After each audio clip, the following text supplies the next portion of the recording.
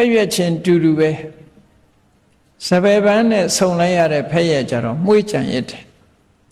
ငပိပုတ်ထုတ်လိုက်လို့ငပိပုတ်နဲ့ဆုံစည်းလိုက်ရတဲ့ဖက်ရွက်ကြတော့နန်းစော်ကြံရစ်တယ်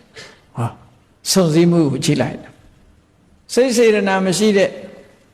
အရာသည်ပင်လည်းမကောင်းတာနဲ့ဆုံရင်မကောင်းတာဖြစ်သွားတတ်တယ်ပေါ့ကောင်းတာနဲ့ဆုံမှကောင်းတာဖြစ်တယ်အေးဒါကြောင့်တာဟုဒသနမရိယာဏအရိယာဏမြင့်မြတ်ဖြူစင်တဲ့ပုဂ္ဂိုလ်တွေကိုဒသနံတွေ့ဆုံရခြင်းဟာတာဓုသိကောင်းတယ်တဲ့ဒါခိတ္တခဏဆုံရတာတောင်ကောင်းတယ်လို့ဆိုတော့တဏ္ဏိဝါသောတထာတုခောအမြဲတမ်းအတူတကွနေမယ်ဆိုလို့ရှိရင်တော့အကောင်းဆုံးချမ်းသာဖို့ပဲဒီလိုဆိုလိုတာပေါ့အဲ့ဒါလို့မြင့်မြတ်တဲ့ပုဂ္ဂိုလ်တွေနဲ့နေလို့ရှိရင်မိမိဖို့ဟာအချိန်မရွေးကောင်းမြတ်တဲ့အကျိုးကျေးဇူးတွေဟာ